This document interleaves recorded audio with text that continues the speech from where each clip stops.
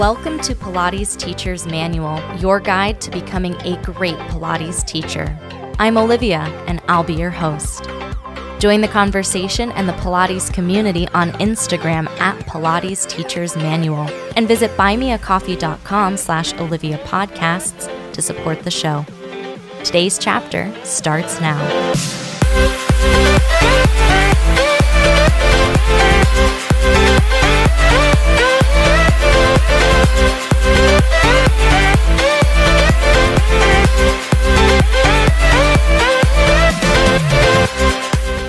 Hello, everybody. Welcome back to the podcast. I am so excited to be on today with Amy Sasso, who is an incredible individual that I met at the Diploma of Clinical Pilates. And I've done study groups, and I feel like I know everything about what we've done in the course together, but I want to know all of your Pilates adventures prior to the course as well. So I'm going to turn it over to Amy. Thanks so much for being on the show. Hi Olivia. Thank you so much for inviting me. It's my first time I'm on a podcast, so that's very exciting. It is super exciting, and I'm super excited to hear first in a nutshell, if you can say what you're up to, what you're doing, where you are in the world, and we'll jump off from there. Okay, well, right now I'm living in Costa Rica. I'm half Costa Rican, half Australian, so I speak English and Spanish. And I've been here for the last 12 years, and I'm teaching Pilates in my studio that I own. I set that up 5 years ago. And, well, as you mentioned, I'm taking the diploma with you in clinical Pilates, so that's very exciting. Yeah, that's the nutshell, I guess. No, that's so cool. So I always like to throw it way back to the beginning of time. And if you'd be so kind as to share your first experience with Pilates. Oh, I love that question. That's a really great question. I first experienced Pilates in, I think it was 2008 when I was living in Amsterdam. I'm going further back. I'm a computer scientist, so I'm a programmer. I do software. So when I finished my university degree here in Costa Rica, I was like, I want to travel and work abroad. So I applied and I got a job in Amsterdam. So I moved to Amsterdam, of all places, and started working. And I was working in this office job all day, every day. And my passion at the time was ballet. So after work, I would go every evening to the ballet studio in Amsterdam and dance my heart's content. I loved it. It was wonderful. And then I started actually auditioning for dance stuff, which, had never been a career possibility for me, but I started to think it might be. And in one of these auditions, I actually fell and got hurt. I think I tore my hamstring. And it was, devastating. It was the first time I'd been injured. And I went to the physio for that, and he, started doing the rehab stuff. And he's like, you should try Pilates. So I was like, what? Okay, fine. So they had this one class at the dance studio, which was Friday mornings. So I started taking this class, and it was just so much fun. It was really cool. And I really liked the teacher. The teacher was called Becky Rice. And she was just this wonderful person who was so caring, and she cared so much about me. And something that I found really, it really touched me was that sometimes I ask a lot of questions. I love asking questions. So I was always asking her stuff. After class, I'd be like, XYZ question. And a lot of the times she would be like, you know what? I don't know, but I'm going to find out. And then I would come back the next week and she would be like, oh, I found out, what you had asked me about. And that it made me feel really special. And it was a really nice time. So I did that for a year. No ballet during that year. So I was working and taking the once a week mat class with Becky. And then after about a year, my physio said, yeah, you can go back to dance. So I got back into my classes, and it was unreal how much I had improved in ballet without doing ballet. So just from the Pilates classes, it was really weird. Like, I was never like this outstanding dancer person. I just loved what I was doing. But all of a sudden, I was like doing all of these turns and I was like really centered. And I was like, holy wow, this is really something, you know? Like, what are the chances of actually improving after a year of not doing the thing? Then I was like, okay, I need to know more about this. And I found a training. There was a pole star mat course in Amsterdam. So I signed up. That was on the weekends. And I did that. And yeah, that, it just started there and it just spiraled out of control from there to the point where I quit my job. And now I only teach Pilates. I mean, I don't know if I'd call that like a spiral out of control. That's like, but no, that's so incredible that you found something almost by accident, that you like injured yourself into a new career, which is wild. I did. And what's even wilder is that I had no intention of teaching. I was like, no, no, definitely big no. But I did the program for me, like for my own knowledge, for my own body, because I was like, I need to do Pilates. Oh, and I want to do Pilates every day. It's super expensive. I can't pay classes every day, but I can pay a certification and then just teach myself every day. That was my master plan, right? And when I finished the program, I was starting to date my now husband. And I told him what I was doing, how I had finished and, got my cert. And he's like, well, are you going to teach? I was like, no. He's like, that makes no sense. Why would you, study to teach and then not teach? And I was really like, well, okay, I guess I could try. So I went on this like forum, like expat forum online, and I started advertising Sunday class at 2 or 3 p.m. And I booked a space in a yoga studio and people started coming. And when I was doing it, I was like, oh my God, I love this. I didn't expect to love it. And it was just so much fun and connecting with everyone in the class. And it just felt so wonderful. I was like, oh, I need to do more of this. And then it spiraled. Pilates definitely does that, where just when you think you're out, they pull you back in with another piece of equipment and another training and another thing. But that's wonderful. How did you, so you talked a little bit about becoming a teacher, that you do a mat certification for fun to like learn more and end up being a teacher, which is, fun fact, what they trained you to do. So that's awesome that worked out. And then how did you, jumping ahead almost to Lolita, and how did you get into this specific style? Because for people who may not know you, you also have this relationship with one of the Pilates elders. So one of the people who was trained by Joseph Pilates in Pilates is someone that you connected with and now do trainings with. So can you tell me a little bit about that connection? Well, that's really interesting that goes all the way back to the first day, because Becky Rice was actually a student of Lolita's. So from the very start, she was talking to me about Lolita this and Lolita that, and I was like, oh, okay, wow, she's so amazing. Becky is so amazing, so if she's so amazing, her teacher must be so amazing.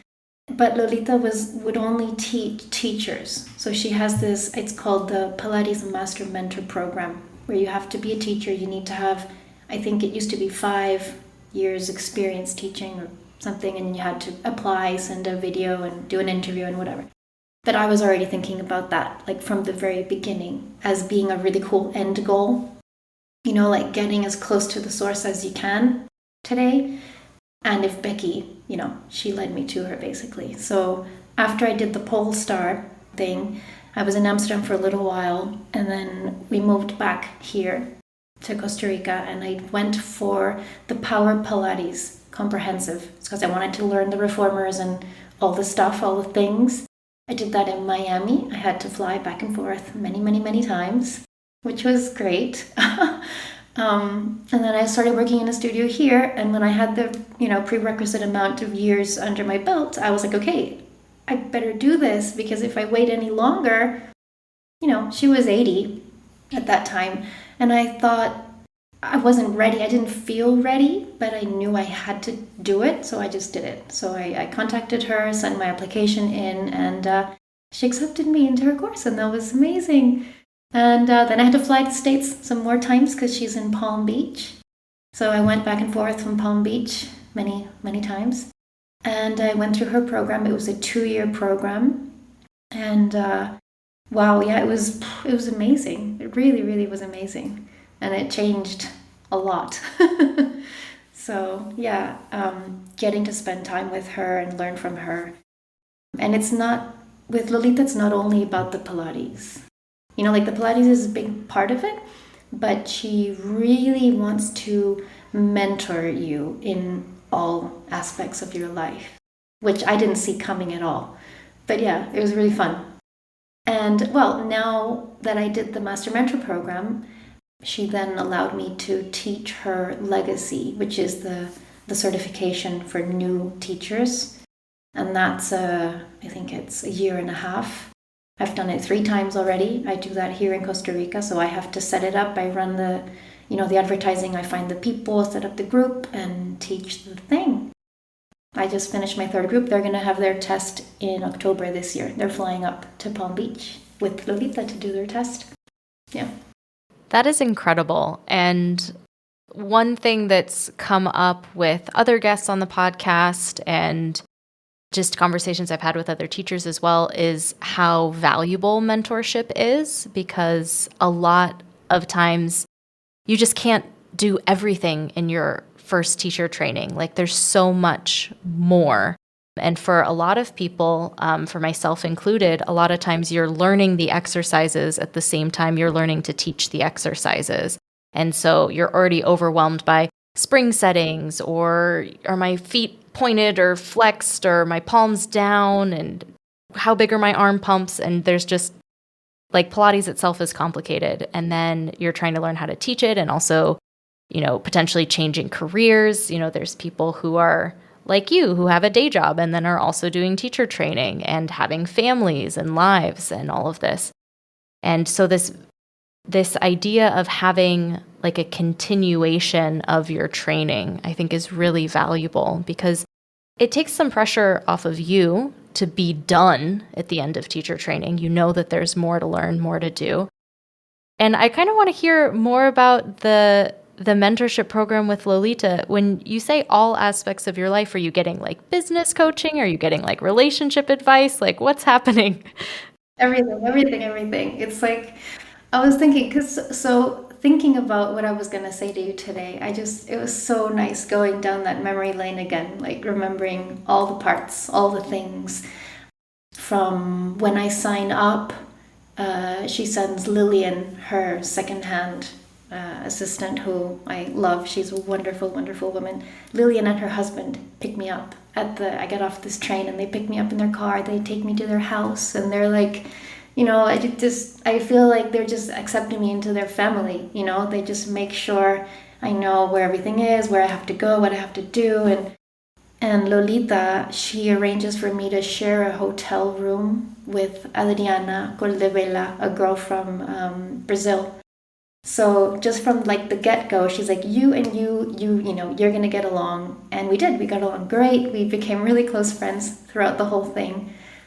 The first day of class, it's like she takes us to her. It's like she lives in this big condominium, and there's a area where you can do parties. So it's like this big open space with, tables and whatever. And so we're there, and she's like, okay, so tell me about you. Do you have a boyfriend? What's he like? Where do you live? What do you do together for fun? What do you do on the weekends? Where do you go for holidays? Nothing Pilates, like the first morning, and you get to know your peers and your friends. And so that just kicks off the setup where she's just so interested in everyone, and truly, truly interested. And every time you see her, she'll ask you, how's your mother? She, how's her wrist going? Because she remembers that she fell, and she's just so interested in everyone. And she'll ask me about my students. Oh, how is so-and-so getting along with their roll-up? I remember they were having trouble with it. Did you try this and this and this? And it just blows me away how this amazing woman, power woman, mentor person with so many students in so many countries across the world can take the time to ask me about my students and each individual thing. It's just amazing. It blows me away every time. Then when we would have our session, so like we would come in and the session would start off at, I think it was 8 in the morning or 9 in the morning. It would be 8-hour day. But the first thing would be like, okay, how are you all? What did you do last night? Did you go out? Did you go dancing? Did you have a margarita? Like, tell me, how was it? Like giving such importance and such emphasis to the fun part of life and of being together. And for me, that was like, wait, what? I'm here to learn. Teach me now. Like, I was very, very strict and I'm here to do my best. And when she would be asking me about, where did you go last night? How fun was it? Who did you see? Like, I was really a little bit almost like pissed off, like not really, but it wasn't what I expected in those ways. But that's what made it great in the end. So yeah, that was awesome. Knowing you and knowing your personality, I can see how annoying that would be. You're like, why are we wasting time on this? Like, I'm here to absorb all the information that you can possibly give me in 8 hours. But I love that the teacher that you chose to be your teacher and have this like beautiful legacy, and you, like you said, get as close to the source as you could, also had this like fun streak and this, unexpected. Seeing life as more than Pilates. And I think especially in teacher training, but also just because it's our job, like your life can be 100% Pilates. And I think it's nice to sometimes have a reminder that like you can go out and have a margarita and go dancing and see people. And that's like part of it. Yeah, that was really important to me because I'm definitely an overachiever. Always have been, like big, big, big time. So it was a real kind of, I don't know, it was really important for me. It was good. And about the business side, like you asked, she also would ask me every time I saw her, she's like, have you opened your studio? I'm like, no, not yet. You should open your studio. You need to have a studio. You're at this point and you have a certain level. And I was like, no, I don't want to open a studio. Leave me alone. And, now I own a studio, and yes, okay, I see what she wanted me to see. But it's like she really kind of just nudges you and, well, not so much nudges, but pushes in to grow, to be better, to improve, to move forward, to take steps that you otherwise wouldn't.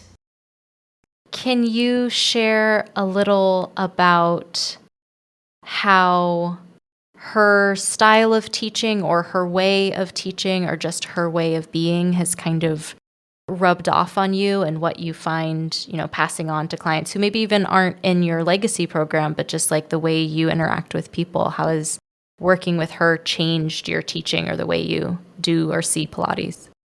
Yeah, for sure. It's really interesting because every time I go through a program, my clients are like, oh, wow. And they pick up on it immediately, and they're also thankful, and they love hearing about Lolita, my clients. So they're always like asking me, what did she say and what was this? And I'll be like, oh, Lolita says so and so, and they'll love it. But I think definitely big part of what Lolita helped me was with finding softness in my teaching, in my way, or in my being, because so I had done the pole star, and that was, the beginning. I didn't know what I was doing. I was just starting. And when I did the power Pilates, I got really serious about what I was doing, because then I was like, this is it. This is my life, my new career. I'm going to go all in. And I memorized the manuals back to front. Like every single word on every single page. I'd be like, oh, on page 99, it says this at the bottom, So I was like this super nerd. And the power Pilates style is very almost military, maybe is like the feeling I'm thinking. They teach you to stand with your hands behind your back. So you're standing like at attention, and you give cues in a certain way, and there's a certain rhythm, and it's all very bum, bum, bum, bum, bum. And each exercise has a setup, it has a transition to the next exercise.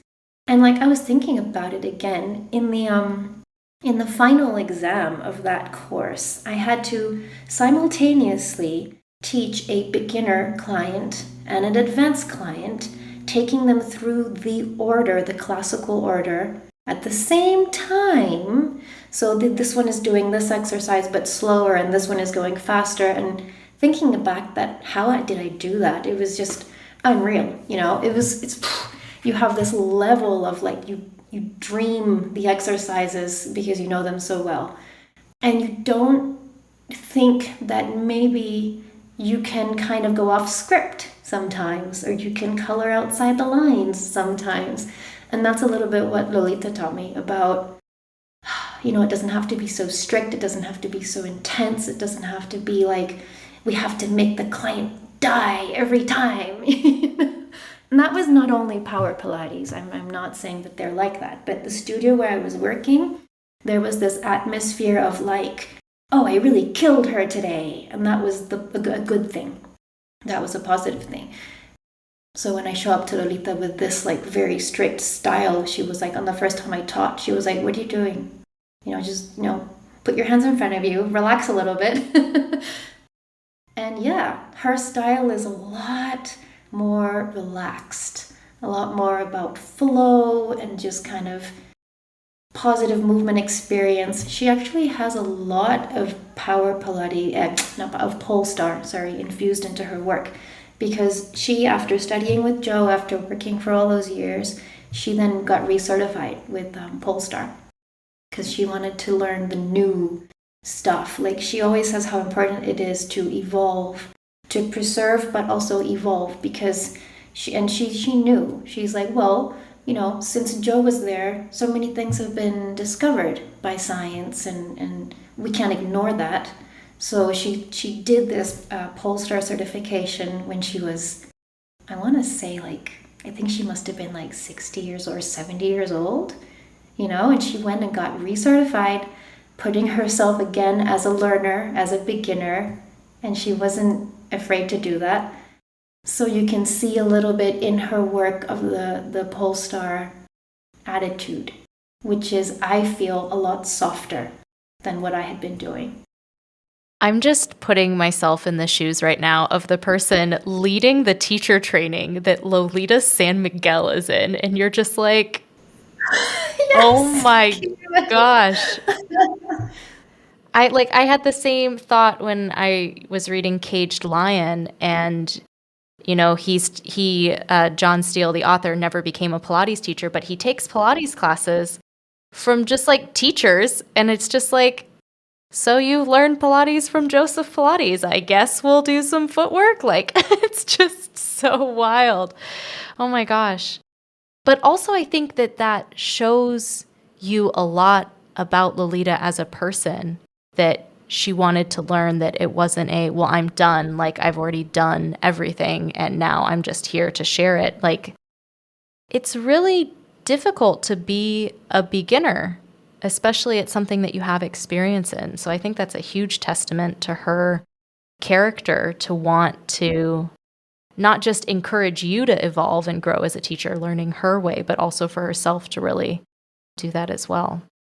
That's awesome. Yeah.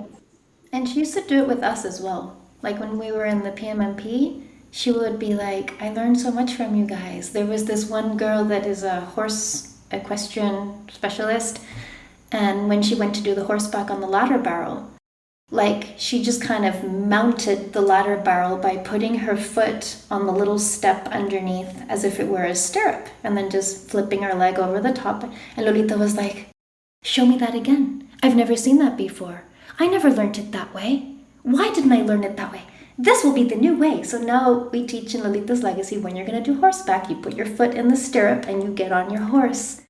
But Lolita was just so excited to learn a new thing from someone, and it's great. She even, and I fought with her a little bit on this when I was there, but she has us create these movements called creative movements. So for each module, you have to do your test out, your whatever, and you have to show a creative movement. And why is it? It's because she wants to learn some new stuff, and she wants to see new things and new movements and new possibilities. And I was like, I don't want to create any movements. I want you to teach me the movements. I don't want to create them. And I would get really stressed about having to come up with something. And I was always like, ugh. It was like one of the worst moments of the program for me. But what did she do with all these movements? She put them in a binder, and she has them on file for all of us to look at. And she has, look at all of the movements that the Lolita people have created. And it's wonderful. I really am appreciating, just from hearing what you're sharing, the way that she really met everyone where they were and with the experience that they had, and to let everyone be involved in, the creation and like making this new thing. That's really remarkable. And like, I can only imagine being a student there.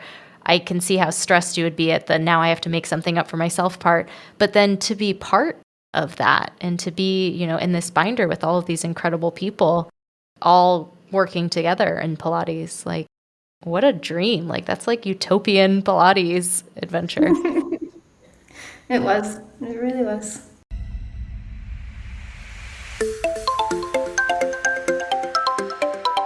Hi there. I hope you're enjoying today's chapter so far. There's great stuff coming up after the break, too. Be sure to subscribe wherever you're listening and visit buymeacoffee.com/Olivia Podcasts to support the show. There you can make a one-time donation or become a member for as little as $5 a month. Membership comes with some awesome perks, including a shout-out in the next episode, a monthly newsletter, a monthly Zoom call with me, and more. You can also visit links.oliviabioni.com/affiliates to check out some sweet deals on products I use and love. Now back to the show.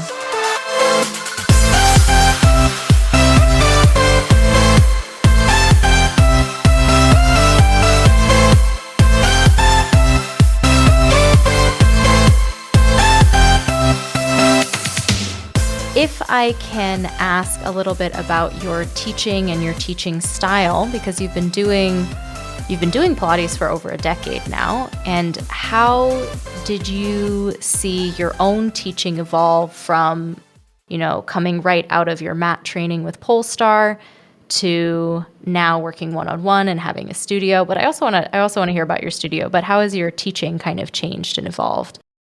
That's really interesting because some of it has just gone completely different and some of it has just stayed the same, which I guess is normal. But so from the Polestar, which is my start, it doesn't define me much. The Power Pilates really gave me this like rigorous practice that I still adhere to when I do my own practice, which is I work out through the classical order. I always start with the 100, the roll up, the roll over, I do the exercises in that order. I also teach them in that order, mostly. Sometimes I'll take some out and in their place plug something in which looks similar but isn't exactly the same. After going through the whole Lolita thing and loosening up a bit, now I find myself with this clinical Pilates program starting to really find my own voice and my own style, which is not exactly anything like what I've done before. But it's really exciting because the clinical Pilates program so far, and I've done one module so far, has given me this like enormous confidence when it comes to injuries or injured individuals. Where before I was always very maybe hesitant to do certain movements, although I had memorized the book, right? So I knew exactly which were the movements I shouldn't do and why I shouldn't do them. So I just didn't go there. But I didn't feel that sense of empowerment of understanding exactly what's going on.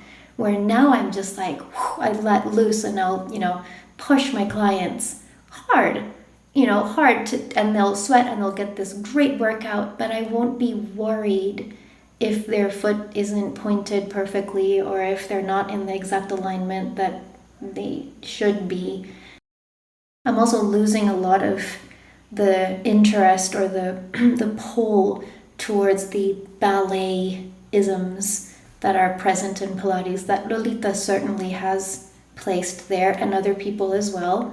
even the Power Pilates has ballet stuff coming in through Romana, right? Now I'm like, no, not interested. Don't care how it looks. Just care what I'm trying to do. What am I trying to achieve? What movement am I trying to create? What shape am I looking for? That's really fun, and it's really liberating not having to look aesthetically a certain way and not expect my clients to either, but instead just to have fun and move and, yeah, that's kind of what's happening, and it's really exciting. I'm so with you because there's so much toe pointing in Pilates in general. And I get foot cramps all the time. All the time I get foot cramps that are like gritting your teeth as you're smiling while you're teaching. Because like I do a lot of stuff online. So I'm doing a lot of demoing, probably more than I would do in person.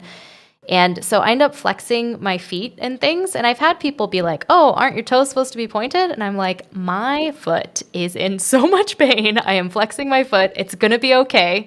We can still do one leg circle. Like it's going to be fine. But I totally hear what you're saying about having this freedom to explore that comes from having knowledge and being really confident in what you know, that pain isn't scary. Like I would have clients come in and they'd be like, oh my gosh, my shoulder hurts. And I'll be like, well, we won't do anything with your arms. We'll just do a leg day. It'll be fine, And that is a strategy. And depending on where they are in the healing process, like that is a strategy.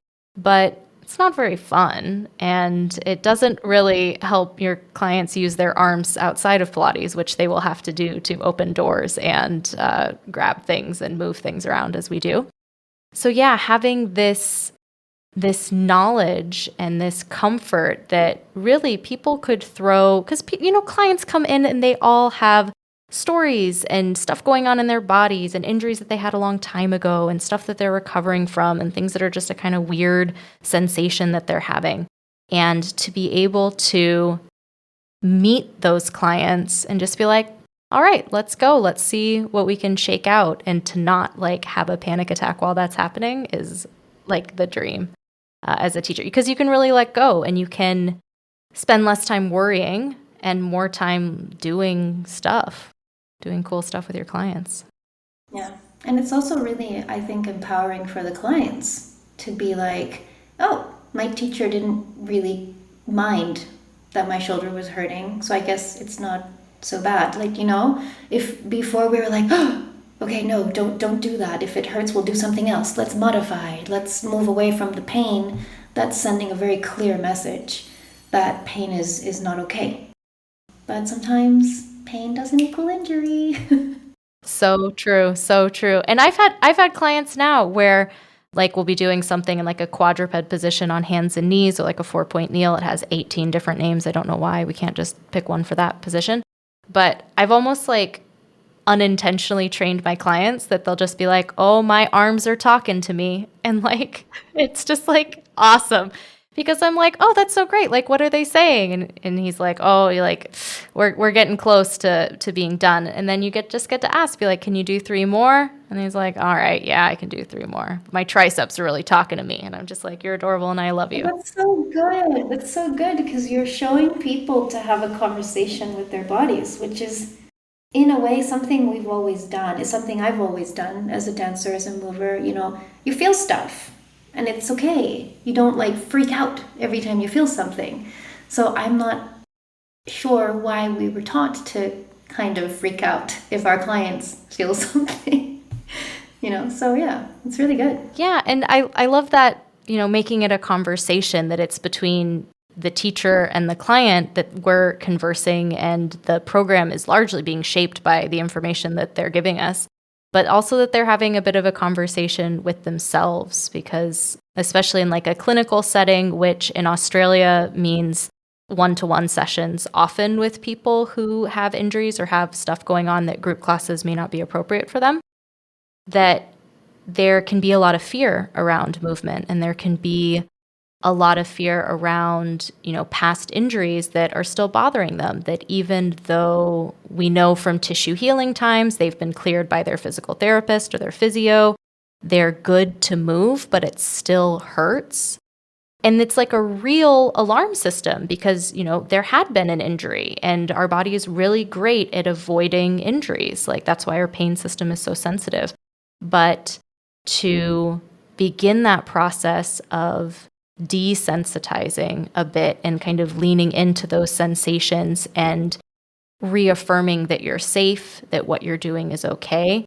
I think as Pilates teachers, we play a huge role in just normalizing that, and just being that affirming person that says, you're totally fine. We can keep doing this exercise for a few more.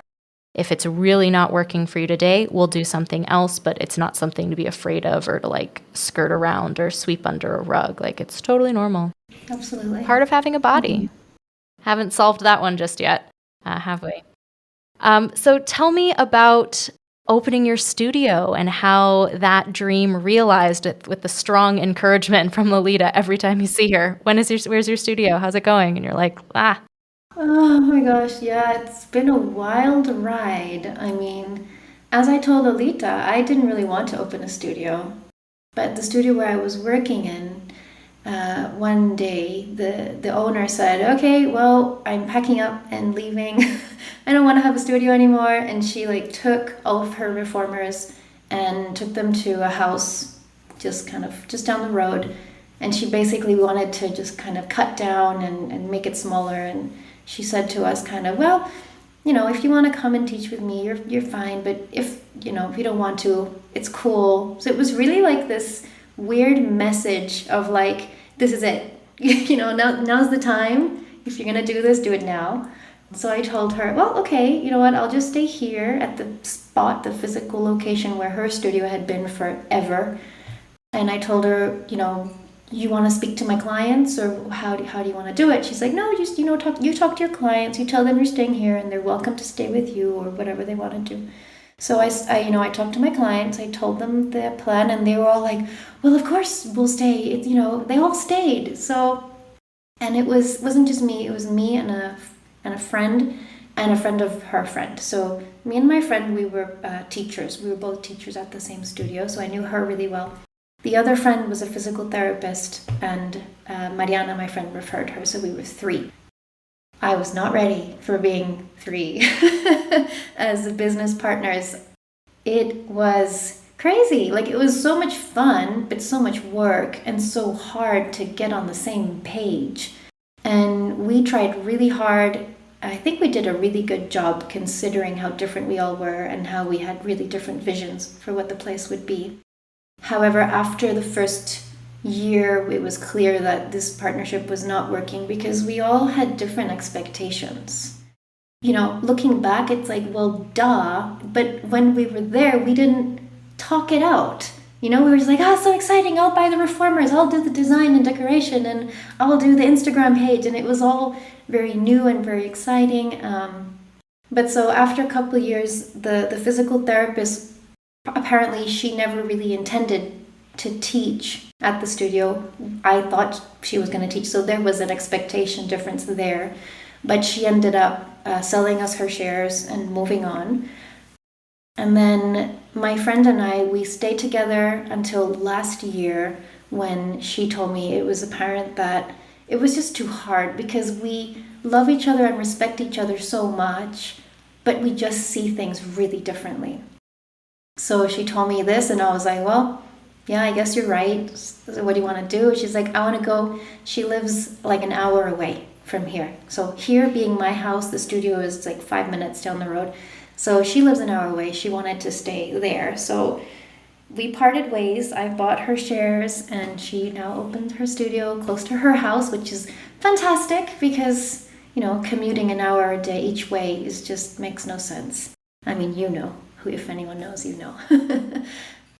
And now it's just me. So it's interesting because I never wanted to do it. And I was only kind of pushed into it by circumstances and by feeling supported by these 2 girls. I was like, well, okay, if it's the 3 of us, then it's better.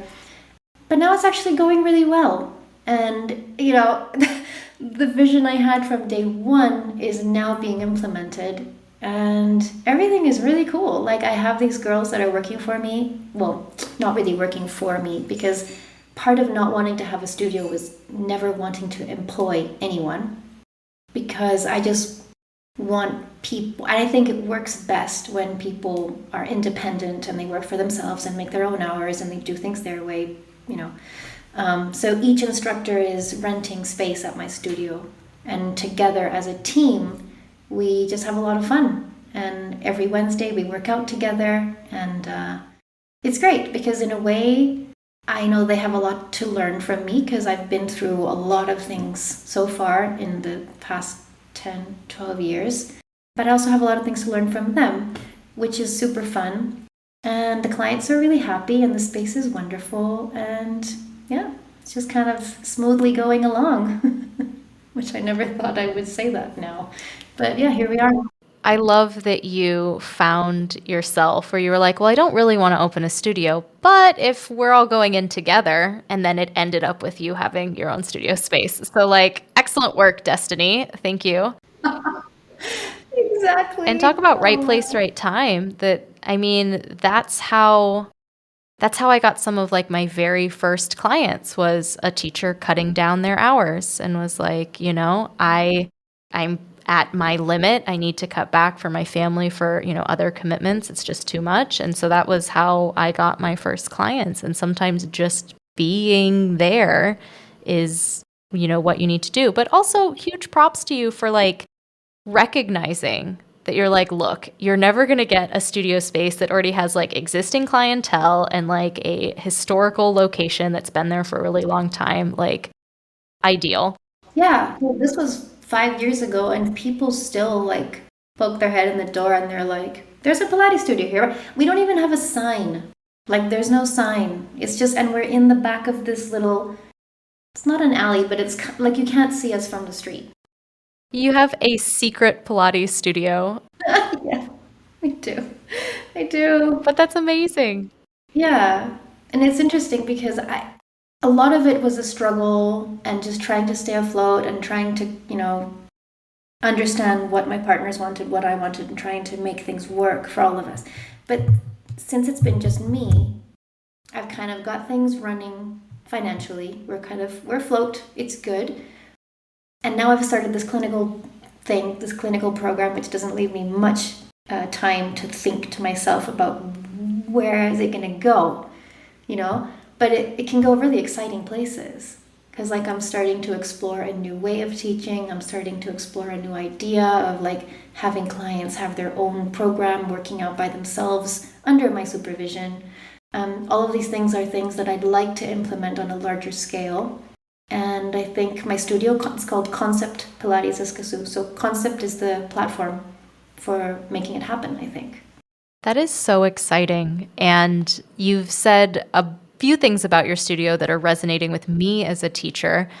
And one of them is teachers being able to set their own schedules and have their own clients, because I've worked at studio locations where the studio owner or the studio takes a cut of all of your privates and you have to negotiate space, and it's not always feasible as a teacher to have, 50% of what you're charging your clients going to the studio, even though the studio is paying overhead.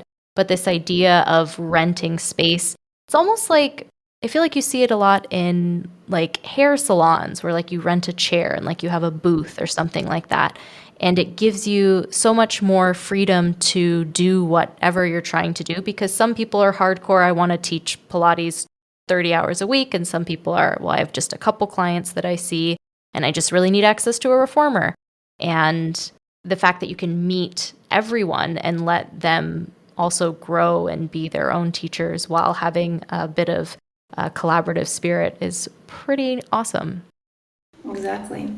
And part of what I value as a teacher, like when I started in this, getting out of the corporate world, being now in charge of my time and free to do what I want with my time, when I want, how I want, I love that feeling. So I want that feeling for the people around me as well, which is why I wanted to do it this way, because I just think it's so awesome.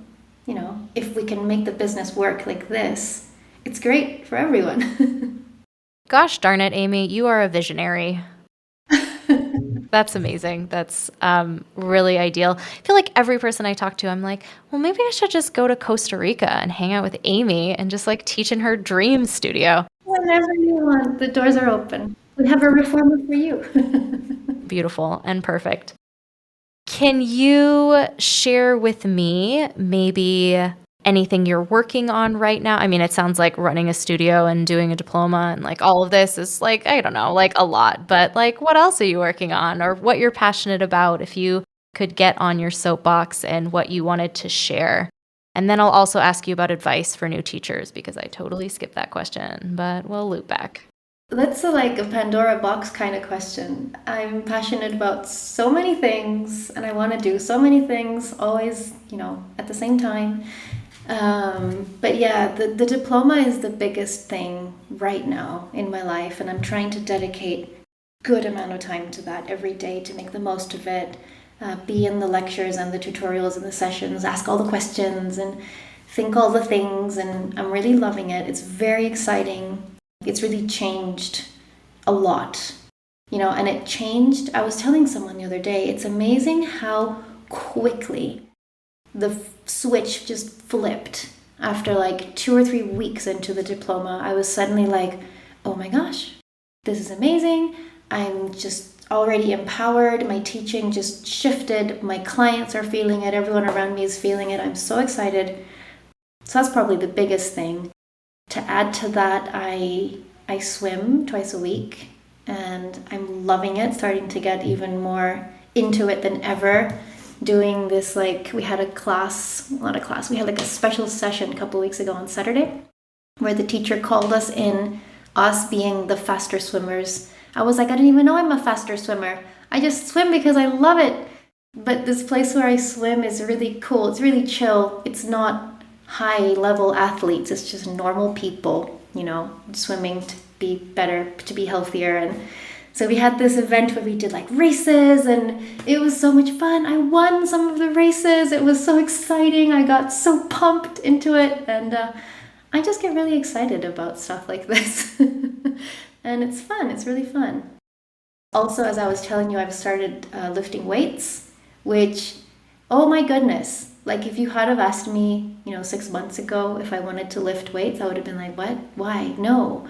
And I love it. It's been 4 months, and to tell you why I'm lifting weights is another rabbit hole. But to try and summarize it, I'm an avid hiker, and I had this crazy experience in March where we did this insane hike and had to turn back at midnight, and it was just a whole wild ride. And at the base, at the end of it, my solution was like, I need to be stronger. So I decided to lift weights twice a week, sure.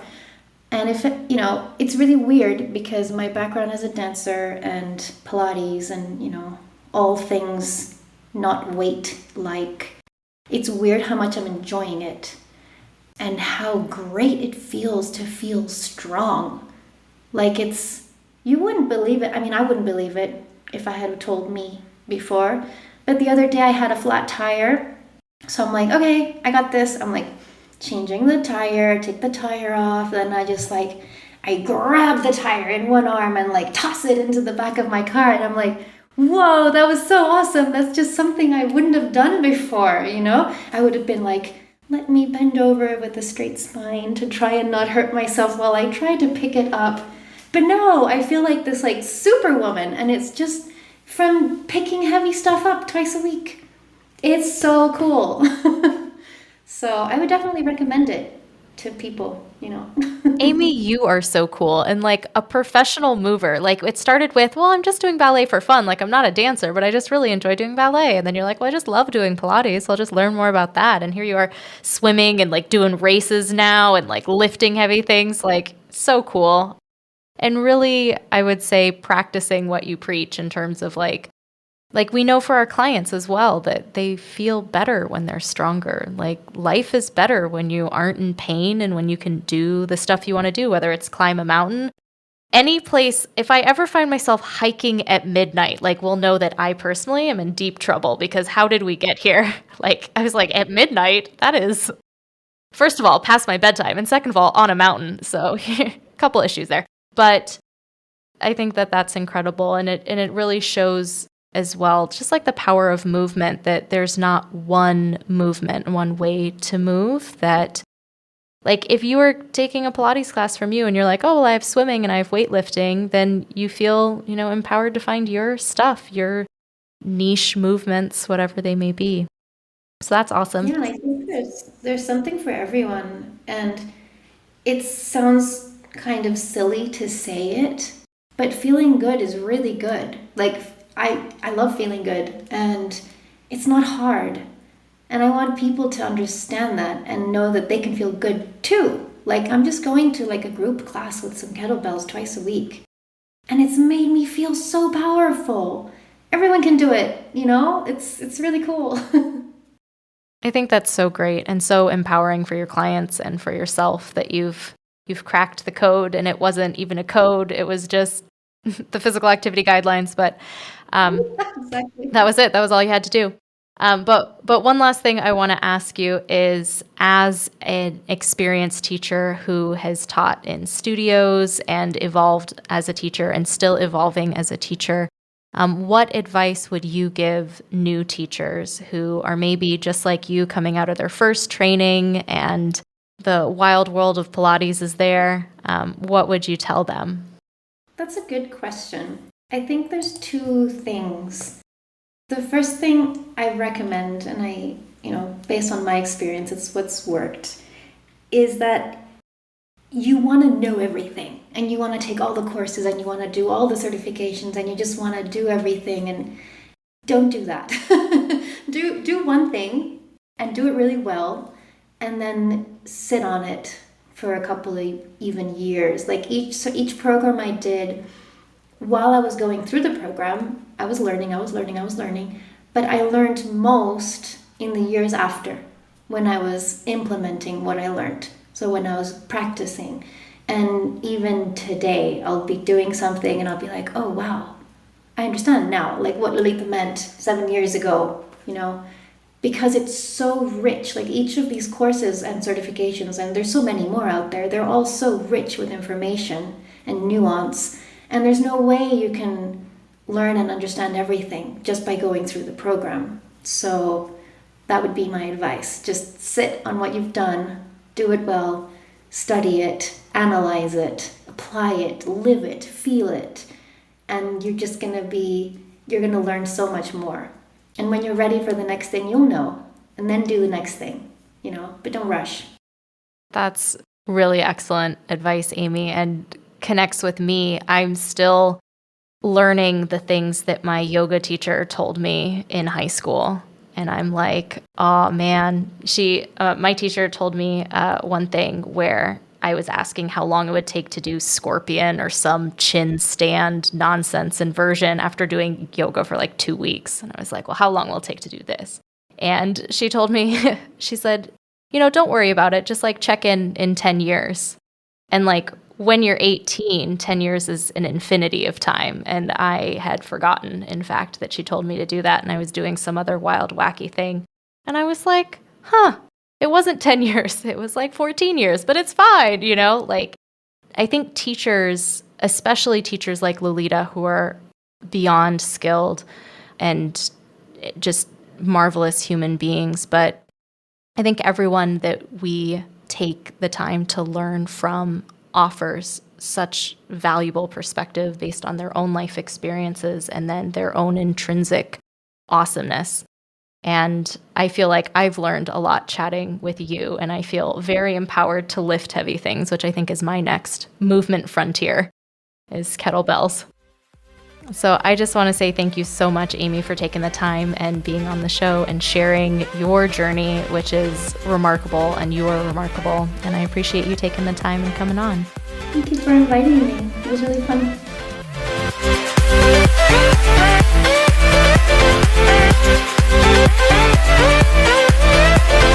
Thanks for listening to this week's chapter of Pilates Teacher's Manual, your guide to becoming a great Pilates teacher.